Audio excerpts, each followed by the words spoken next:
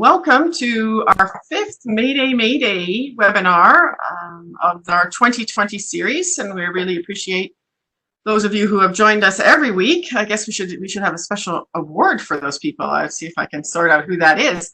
But we appreciate everybody who's registered and who's listening and watching the videos later and looking at the slide decks, because every year we hold this event to, as I commonly say, move the conversation forward. And it's a different kind of conversation this year because we've been doing it through chat boxes and emails and circling back, and also through questions on an event like this.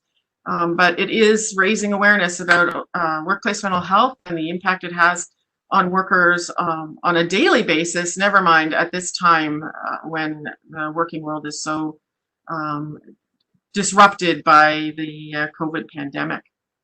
So today I want to welcome an array of speakers to share their wealth of knowledge with us about the worker experience from a workplace mental health and other experiential aspects of the pandemic.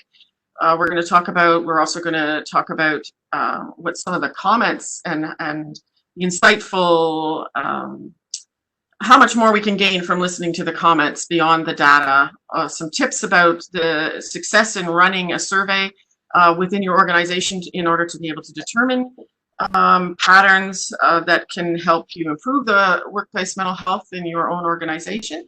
And then we have a partner from WSPS talking about mental health, improving mental health for workers from home. But today I want to start by introducing Ron Kelusky, who is the Chief Prevention Officer in Ontario, and he's going to offer us some opening remarks. So thanks for joining us, Ron. Thank you, Val. How do I sound? You sound good. Okay. Always remember, video killed the radio man, so I put my best video face on as I could. I just want to thank you, Val, and I want to thank OCAL for continuing these seminars, webinars through this challenging period.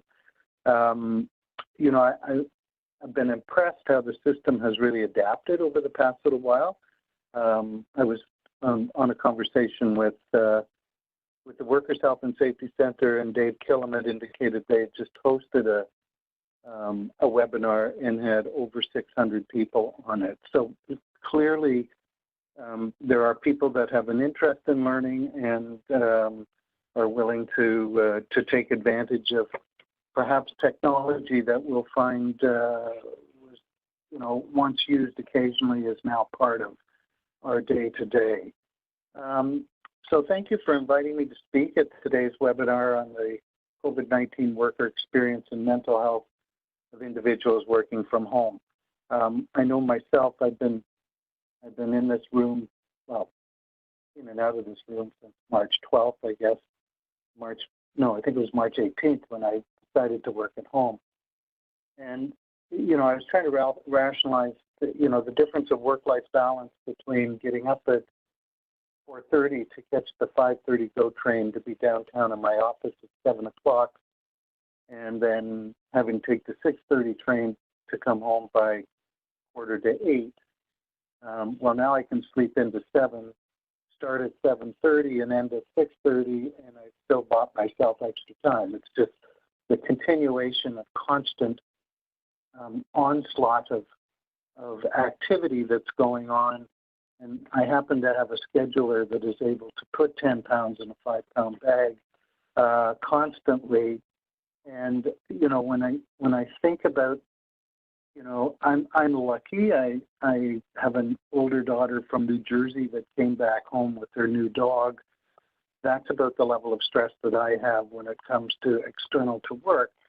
But for some people that are struggling with a family, I've been on Teams and Zoom meetings where the wife is upstairs in the home office, the kids are downstairs in the kitchen at the table, and the husband is in the basement sitting on a milk crate, and that becomes his office. So there's not only environmental ergonomic, but also the whole dynamic of the family that has to be considered.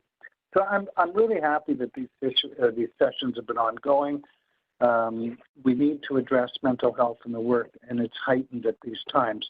And I'll give you a little brown paper bag, no label inside baseball, but we're talking now about the importance of developing the guidance notes that now reflect what mental health is, and to be able to provide that information to employers and to workers as we go through the stages of reopening. And you know that on April 27th, the government announced that they were planning a new reopening strategy in stages, a lot of which is guided by the curve and by the Chief Medical Officer of Health. But we've had some limited introductions, and those will obviously increase over stage 2 and 3 over the coming weeks. And we know that people are frightened. We know that people are frightened, because, you know, what they read in the media, we know they're concerned, especially those people that don't have perhaps the luxury of getting to work in a bubble. They have to take public transit. And, you know, we also have the concern about the precarity of labor and the almost million people in those hospitality and restaurant industries that are unemployed, and where are they going to get work. So, you know, we do understand that many workers are feeling a greater level of stress today. And to my mind, the traditional avenues of imparting information, we may have to rethink those, because where people get information, what they're listening to, who they're listening to, and the age-old problem of it's not only what we say to them, but how they translate it is going to be important. So those are things that we need to do. And certainly, if we look at, you know, the last few days, the workers, specifically healthcare workers and first responders, and those that are on the front line in any job, and when I say any job, you know, essential workers like food processors, food manufacturers, even temporary foreign workers and vulnerable workers that are continuing to work, they are as concerned, I'm sure, as is healthcare workers that are continuously exposed to what we would call the unknown.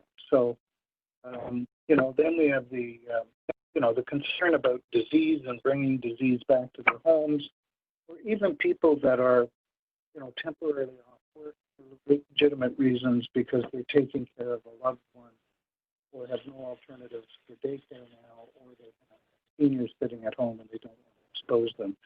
So there's a whole myriad of things, even isolation from working at home for people, the socially minded people that have to sit and look at a small screen all day. That too can be difficult. We actually had a virtual pub night for prevention, which was kind of unique. We actually got everybody together and told everybody, you know, bring your favorite beverage and we'll just have a chat for 15 minutes and sort of decompress. But, you know, clearly this is just a crazy environment. And more workers will be returning to work, and that too is going to put a whole dimension on what we do. So, you know, I'll provide a kind of a brief summary of what the ministry and the Occupational Health and Safety System is supporting workplace mental health throughout this pandemic. So, as you know, we've been developing sector-specific guidelines, both in terms of the essential businesses and now as the reopening. We are up over 120 sector-specific guidelines, and there will be more coming. Just to show you the significance of it, early on, and back around the 20th of March, we worked with the construction sector, and developed some initial guidelines to help them along. And over the next week, we also did some more extensive dialogue with different stakeholders in construction, and the government published a guideline on March 29th, and that guideline has been viewed about 120,000 times with about 5 minutes page view. And we spent a lot of time with construction talking about a whole lot of things. And I'm pleased to say the end of the day, and while only 50% of it was opened up till the 19th of May, they had a very low incidence, if no incidence of COVID on site. So we know that if we work with our partners, we work with labor, we work with trades, we work with employers, we can take which was once a very difficult and challenging workplace environment, and we can make it better. So the importance of collaboration through this is really important. Sort of the partner resources on COVID and mental health. So in addition to our health and safety system partners, including OCAL, they've shown their dedication to the well-being of Ontario workers' mental health throughout this time, making available all of the resources that they've had on their website. And as I say, we're really going to start to promote those through specific guidance notes to employers and workers that focus on mental health. And really, we're not reinventing the wheel. We're simply saying these resources are available. Take advantage of them. Here's where you get them. Kind of providing some simplification to people experiencing great challenges out there as they're either trying to open a business or trying to juggle their personal life. And this webinar series is a prime example. I mean, sharing surveys on pandemic experiences, about other information discussed in these webinars throughout the month. And this really will help us inform mental health prevention efforts. And I also believe, too, just off the cuff, here at scientists, whether you're an environmental scientist, social scientist, any economist, these 3 months are going to provide a petri dish of information for us, to gather tons of information. I've been working for a long time, and working from home was never an option. And then, within the last decade, people have started to look at, well, yeah, you can work from home every second Friday or every second Monday. It was seen as a perk. And we also saw that in government, we're good at that. But the changing nature of work was that some private sector organizations were creating office buildings that had touchdown space and were promoting virtual work.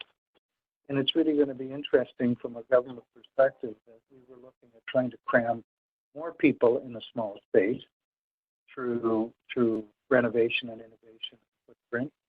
And now what we're going to be doing is they're going to say every second Friday you can come to work, but other than that you have to stay at home. So, the guy that's sitting on the milk carton in the basement, we've got a whole other series of ergonomic stuff that we're going to have to get around once the novelty of this wears off. But I'm just digressing for a minute. So, I think our partners have posted resources to help workers, and as I said, we're going to publicize those. And, one example, and you'll hear it today, is WSPS has a whole list of COVID-specific mental health resources that cover a wide range of issues, including supporting families while working from home, young people, supporting sick and caregivers, just to name a few.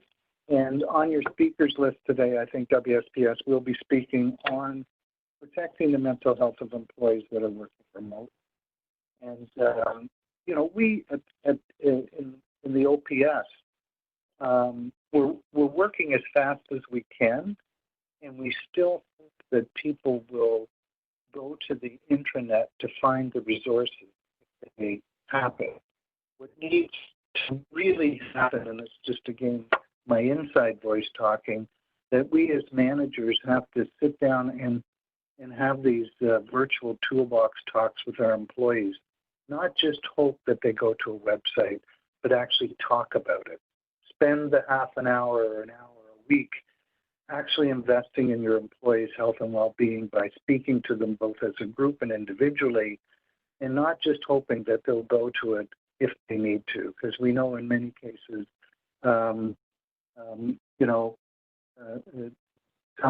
some people say, well, we posted all this information on the website. It was available for them. Why didn't they take advantage of it? Well, sometimes you need to give them a little give them a little punch. We know that all of the system partners that are out there are promoting these programs. I've worked very closely with the Workers' Health and Safety Center, and they've done yeoman's work in developing guidance notes, as I said, promoting webinars to really engage people and directing them where to find information. And there's also resources for workplace mental health more generally that's been available prior to COVID-19. And these were developed as a collective by our system, and that's the thinkmentalhealth.ca. And I'd encourage you to visit the Ministry of Labor, Training and Skills Development Safety Partners webpage to explore the mental health resources available. And just,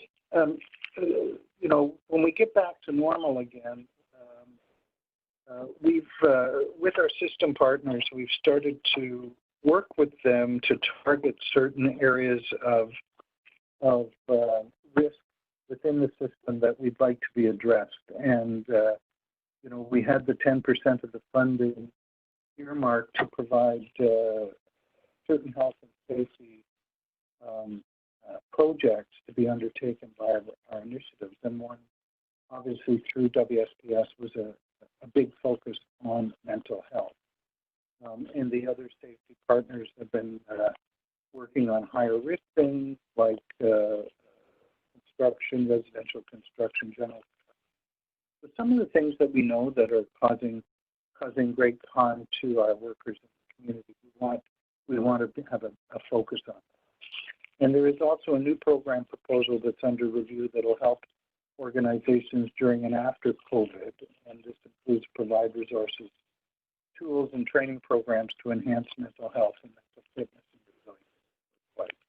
And just finally, as you may have seen, the Ontario government announced in early April of providing an emergency fund of up to $12 million to expand online and virtual mental health supports, including $2.6 million to hire new psychologists and other mental health workers to support the Ontario Provincial Police. And I was at early in the year.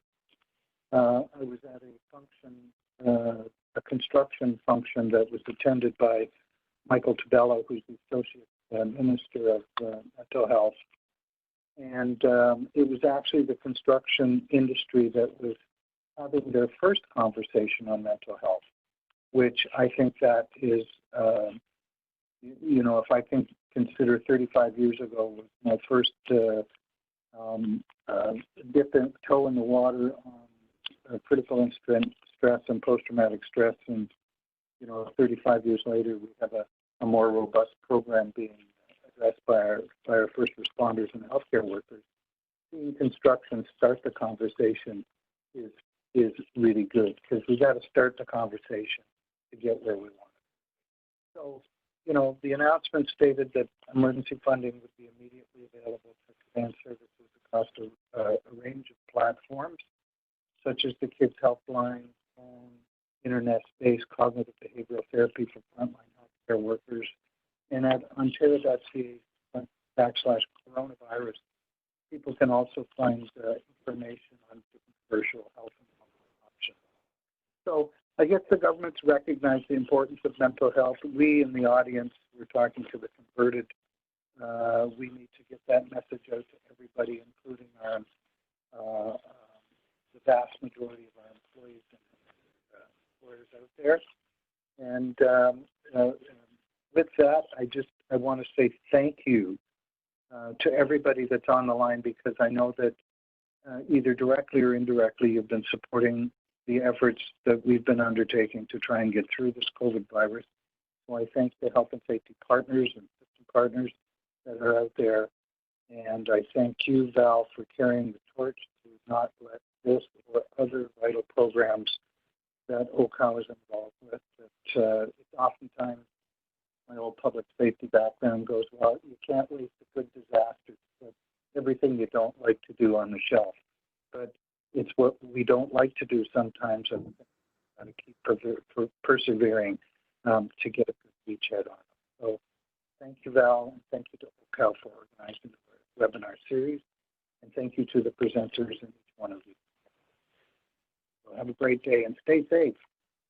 Thank you very much, Ron. Thanks. I really appreciate you taking the time to share what's happening at the ministry and your personal engagement on this workplace mental health file, past, present, and future. So I really do appreciate it. Someone has asked a question about whether some of the information that you gave, I think about the grant and then maybe even just the coronavirus URL. I can actually look for that in the meantime, and whether we can put it in the chat for people.